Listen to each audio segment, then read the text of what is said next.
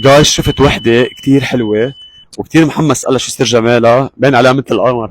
تعالوا معي جايز، ان شاء الله يمشي الحال. هاي. سوري. هاي عم ترد علينا. هاي. كيفك؟ الحمد لله. لك مواد دقيقة. معك سمير هاشم من بيج دكتور بيوتي. بدي اقول لك اسم الله شو سر جمالك. شو منك شايف؟ واو واو جايز، اسم الله كلك حلوة مرسومة رسم. كيوت. عن جد شو سر جمالك؟ هلا اكثر شيء الواحد بيهتم بالسكين كير روتين تبعه، اوكي. فهيدا اهم شيء. وانا البزنس تبعي بهيدا الدومين، يعني الميك اب وهالاشياء. واو، يعني انت عندك خبرة. على كل امرأة شو بيلبق لها اكثر شيء، وبعرف شو بيلبق اكثر شيء. اسم الله عليكي، واو واو جايز، على فكرة انت مثل القمر مرسومة رسم.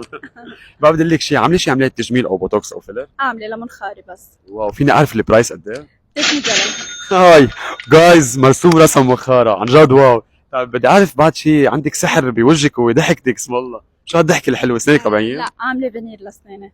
قد ايه البرايس كمان؟ $200. واو جايز، اسم الله ضحكتها بتجنن. طب وعيونك؟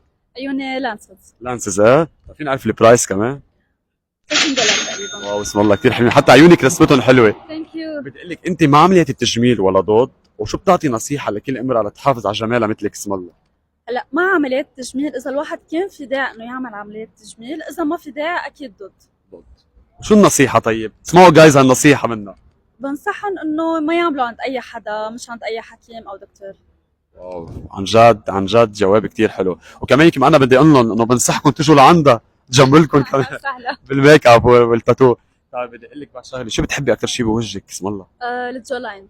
فرجينا. ليك الجولان شي حلو اسم الله، مرسومه رسم.